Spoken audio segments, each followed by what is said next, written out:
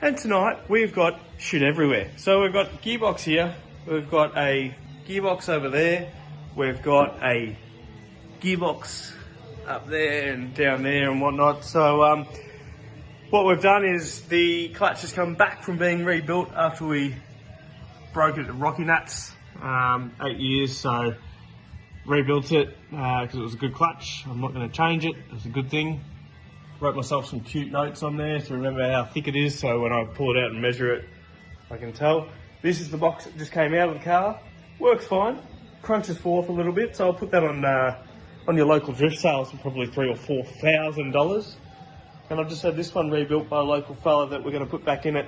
Hopefully it grabs forth a bit nicer. The fourth gear in that one was a bit hair gown.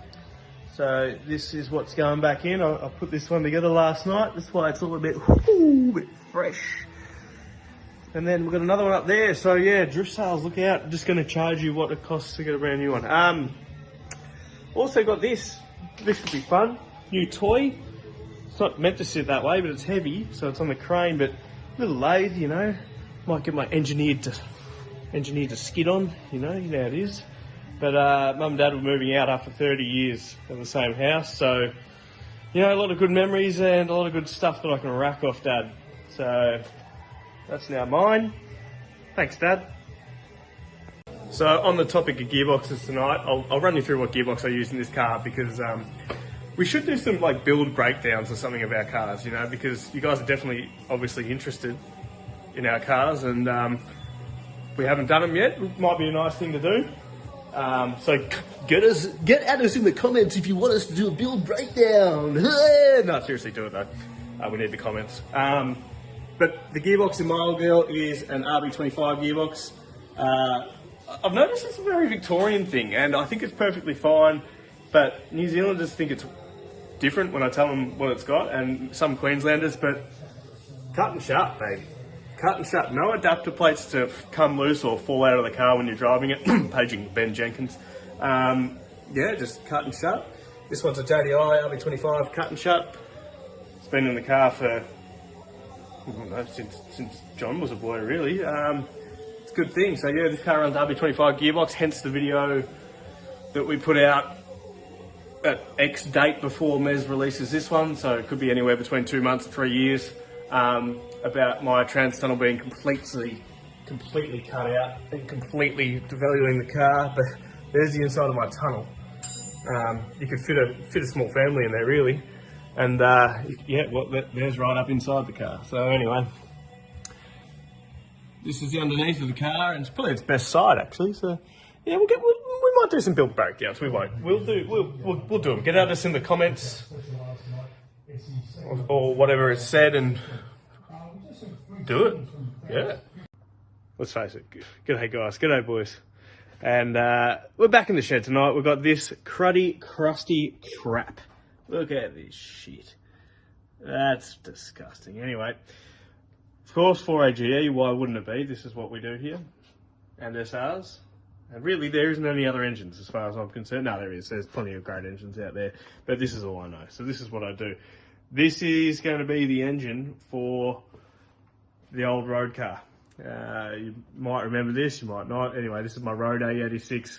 Used to do a few mat series in it and whatnot because it was just a cheaper car to run. But fact is, over the last couple of years, the cost of these has become astronomical. So I'm not going to lie, I'm scared of driving it. It's worth a lot of money now, and I know how sort of, I don't know, shallow, is shallow the word?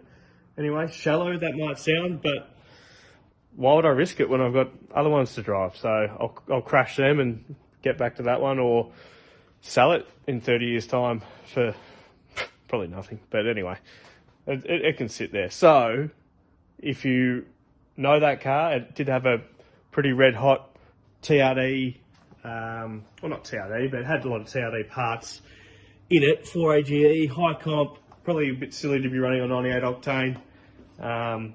Yes, I'm filming a car with a Duna cover on it. Yeah, good, Matt, good. I'm not taking it off, I'm way too lazy. But to be parked up, it doesn't need that sort of motor in it. So I sold the motor, got good money for it, a lot less than what it owed me, of course, and I'm just going to put this together. So this is just going to be standard 4AGE, standard internals, just doing a quick refresh of it. Rings, bearings, gaskets. I'll give the head a quick machine and slap it all back together. Most of the rest of the parts are sitting up there, so just gave them a quick clean up.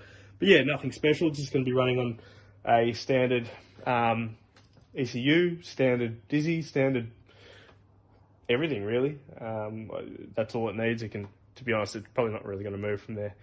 So it doesn't even need that really. So I don't know why I'm wasting my time, but anyway, that's what I'm good at. So we're going to put that together. I might do a bit of a video of it over the next couple of weeks or months or whatever. And so you might have seen the spiders in my shed before. Got all sorts of wildlife in the shed tonight. Have a look at this guy. Hey.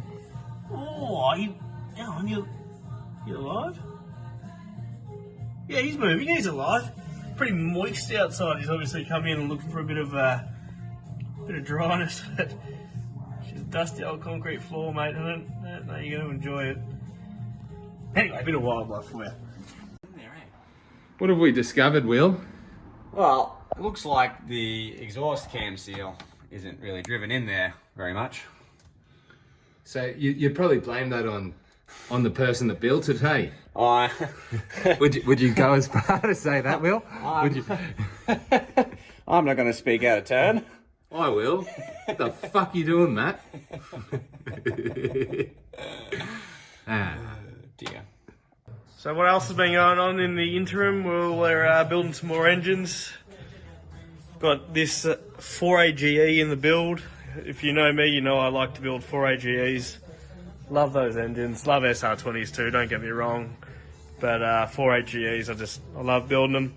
This one came in a very basic build. And anyway, so apparently a basic build shows up with Jun rods, Toda pistons, ARP left, right and centre, Toda everything else. But I'll tell you what, people stress out when they see this type of stuff, like, oh, what if it breaks? At the end of the day, the quality of this stuff makes life so easy. Everything is perfectly sized. That crank in there is a brand spanking new Toyota 4AGE crank from the good people. This is one of Benny's sponsors for this year. Hopefully they stay on.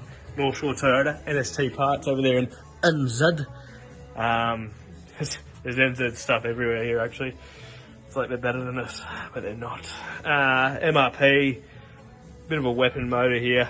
Apparently basic build. She's not basic. She's going to be a good thing. It's a 20 valve. I'm more of a 16 valve man, says the guy with another 20 valve on the shelf for Willie G. But that's what's been happening. It's been a bit quiet on the event front, so the old girl's just sort of prepped, ready to go.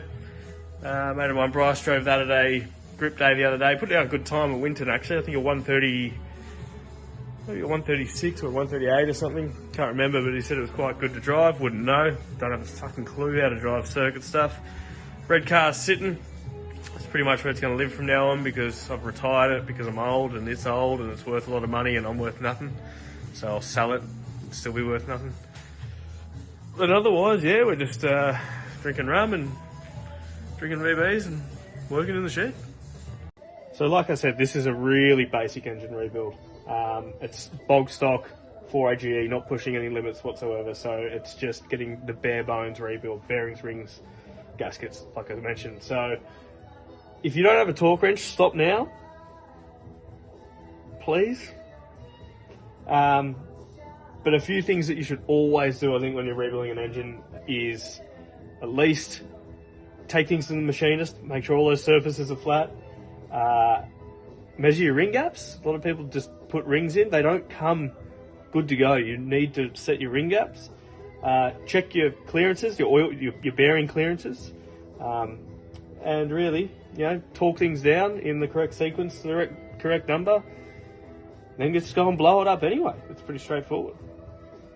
While we're here, I thought I'd talk about what type of 4AGE this is. So this is originally a big port. It's an early 4AGE. And this is what the virgins call the 3 rib. Now, when we talk about 3 ribs of 4AGEs, no, it's not the amount of ribs that those type of dudes remove so that they can actually get some sort of... Anyway, so it's these. These are the ribs. 1, 2, and 3. You hear 3 rib, and then you hear 7 rib. So people always go for the 7 rib.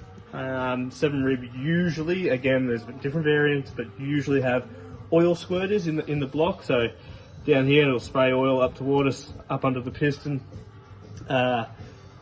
Easy way to tell is the ribs in the block, and then you'll have small ports, and on would have a drain, actually not 20 valves, but have a drain about here, and a corresponding drain in the head here, because these had a problem with pooling oil in the head.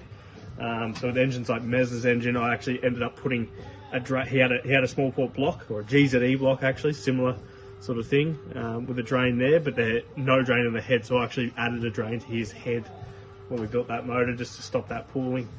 So yeah, this is a 3 rib 4AGE 16 valve block, and a big port head is going back on it, just a standard head that came with it. But there's lots of variants of these, and if you really want to nerd out, well, get on the internet and do that like I did for a long time. Right, ring gaps. So after you've given your cylinders a bit of a hone, put your rings in. You want to get them nice and square, nice and level down each side. And well, that there, that thing that looks like a gap in the ring, lo and behold, ring gap. Anyway, I'm not going to tell you what those numbers are again. No, I'm not hiding the numbers on the board from you, but basically every application's got a bit of a different gap. A lot of different rings got different gaps. Top to bottom rings got different gaps. So yeah, you'll find what it needs. Use a feeler gauge to measure it, or just trusty tape measure, or just eyeball it really. Then if it's wrong, well, all you got to do is get your specific ring grinding tool, or you know, just change the disc on the grinder, and off you go. Another night, cranks in, lubed up, torqued up, spins pretty nice. Time for a beer.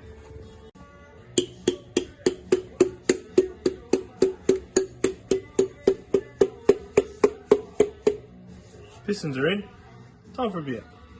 So as per my last email, this ring gap was a bit tight for this application, so just going to open up the gap a bit.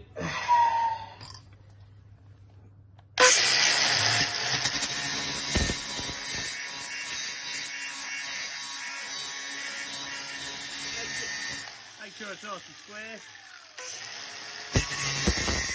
Yep, mate, missed it.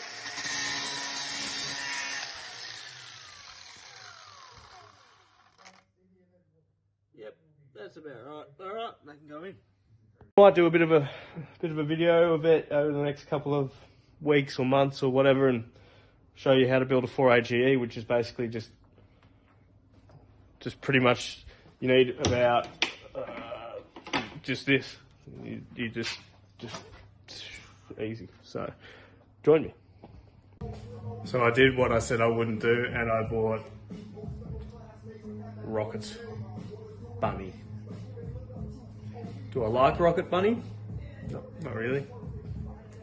Do most of you guys watching this like Rocket Bunny? Anyway, so the plan is to not keep the Rocket Bunny. I needed something to get the wheels in the guards, because wheels belong inside guards. I'm going to hack up this Rocket Bunny. It's a bit junk. I'm going to hack it up a bit and change it so it looks a bit different, so it doesn't look so Rocket Bunny. Mold it in, and then mold the whole guard. Mainly I wanted it for the guards. Anyway, it came as a whole kit. But it came as a whole kit. Look at this. Who got paid to come up with that? Oh, just 5 LEDs, just there. So anyway, not really my cup of tea, hence gonna change it a bit. Got the rear bar with it. Rear bar's not actually Rocket Bunny, it's a standard rear bar with a Varus diffuser cut into it, because these 8.6s from factory just go close to breaking land speed records. So you need the... So I've got this tank out. Look how big it is. Jesus. Anyway. So we pulled these bad eggs out. These are the cradle bushes out of here.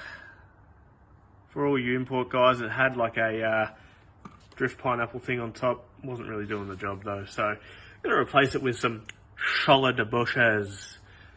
Clunk. Just gonna whack that in there, and hopefully no more axle tramp. We've got good shocks in it. That didn't do it, so we'll get rid of the rubber, go solid everywhere, and that'll make it a real comfy car. Right, so in a previous episode, or whatever we are calling these vlogoggins, I spoke about the 4AGE that I'm going to put in the old street car. So, showed you guys a really crusty old block. Got that block here. So, I've just given it a quick lick of paint. Basically, when I pulled this thing down, it wasn't too bad. It hadn't done a bearing, hadn't done a ring, hadn't done a head gasket, hadn't done anything like that. So, it actually was a pretty good block. High Ks, don't get me wrong, high Ks, but you know, when you look at the bearings over here in my cupboard, that's a main. Yeah, it's got some wear on it, but you know, there's no off colouring, there's no gouges, there's nothing bad about that. Missed the cupboard, and then that's one of the rod bearings. So again, yeah, it's a bit of wear, nothing I'm concerned about. So this is just going to be a pretty basic old rebuild. The bores, I haven't sent the hone down there yet, but bores were okay. They measured up all right. They're pretty square across. So of course you want to just make sure bores go oval, people. They go oval. So you want to make sure that they're about the same that way. Oh, yep. So pretty precision. These were in sort of 0.01 of a millimetre side to side. Don't worry about that rust, mate. We'll get that out. And yeah, so there's no big tram tracks in those bores or anything. So I'm just this is gonna be your bare bones sort of rebuild. Bearings, rings, head gasket. I'm machining the head anyway. But yeah, that's what we're gonna do. Right, so cleanliness is a big thing. Don't worry about that rust in there. We'll get rid of that.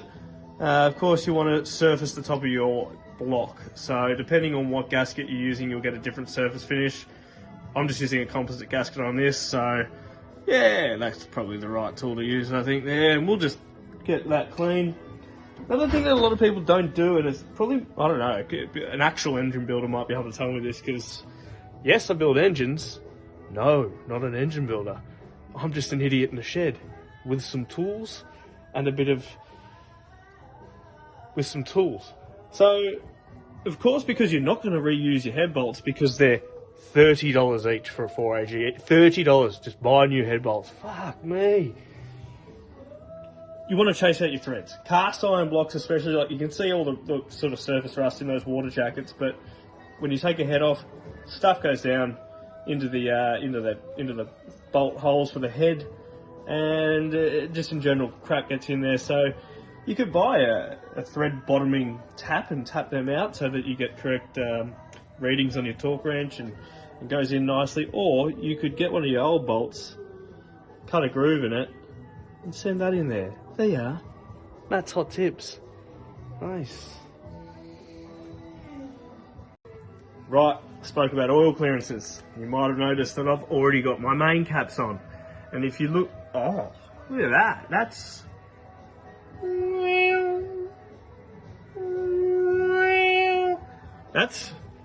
pretty artsy.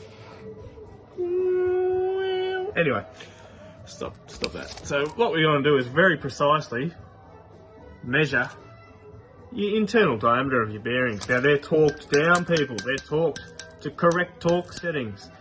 And then you get your accurate tooling and measure your internal diameter on your mains. Then you come over to your crank, you move whatever that fucking thing is, and you get out your tape measure and you measure your journals. Now you need a bit of oil clearance in there, because if it's too taut, it's not going to spin. And if it's too loose, it's going to just, yeah, like that. Same for your rods. You got your rod bearing in there, measure that up, measure the rod journal. You want a bit of a gap. There's the numbers over there. You don't get those for free. Nah, you can pay me. I'll build your engine for you. Do a terrible job, you can pay me. I'll write down numbers on the board like I know what I'm doing. Whoa! So yeah, that's it. G'day guys, been a while back in the shed. Been lazy, that's why there hasn't been much videoing going on, but we're back. Nothing else has been happening. Been pretty boring. Got how do I turn this fucking camera around? I can't. Alright, sweet. So we've got Lindsay's car back on the hoist. If you remember, if Mez has edited it and have released it yet at Matsuri earlier in the year at Winton, Lindsay blew 3rd gear 2nd lap. Drove all weekend 2nd to 4th, 2nd to 4th. Eventually lost 4th. We've pulled the box out. We've put a brand spanking new R34 box in it, but because we've got cut and shut, this is now going in the bin. Thanks, Nissan. 4th gear didn't actually blow, it just snapped the selector. So every time we put it in 4th, he didn't put it in 4th. Don't know how gearboxes work. That's some black magic shit going on in gearboxes. That's beyond my pay grade as a qualified electrician. So yeah, Lindsay's car is pretty much ready to go. We've bunged the new gearbox in, as you can see, nice and shiny. Internals, nice and shiny. Cut and shut is old, not very shiny. But yeah, his car's good to go. We're about 3 weeks out from Matsuri, so just need a new shifter bush, and that thing will be good. Happy days with that one. Probably not. Probably break something else. He's an operator and a half, that bloke. Whew. Good morning. Today we're back on the hoist. Well, I've got one of Greenhill's cars. He's got many cars. S15s, 81s. Prior to the fleet is a Nissan Pulsar. Unfortunately, the Pulsar the other day had a bit of a whoopsie with a car that went into the back of it. So she's a compact hatch now. It was a sedan, but we'll get the slide hammer on that one at a later date. So the VE Ute is back on the road. 6 litre, I think. I'm going to assume. Bit of a weapon. It's got some suspension in here. It's got some other bits. Now, one thing I wanted to just point out, this of course is the V8 version. It's got some Japanese wheels on it there. Looks pretty good actually, and it goes pretty good. It's an auto. I think he's going to convert it to manual, but we've got a few issues back here where we're getting some axle tramps, so we're going to get rid of these old rubber bushes, put some solid ones in. Going to do the diff bushes while we're at it, and it recently split a CV boot, so it's a bit greasy. Now, one of the other things that it's sprayed, and not only the CV grease everywhere, but this. Now, if you've got a VE and it's a V8 and you don't have this on your guard liners, if it's still in warranty, take it back and just leave it there because you're not driving it properly, pretty much. This is what you want to see. It's just a good layer of rust protection on this plastic. Not sure what it's made out of. Possibly Pirelli Bridgestone. But yeah, if you don't have that underneath your guards on your VE, send it back for a warranty job and let us know how you go.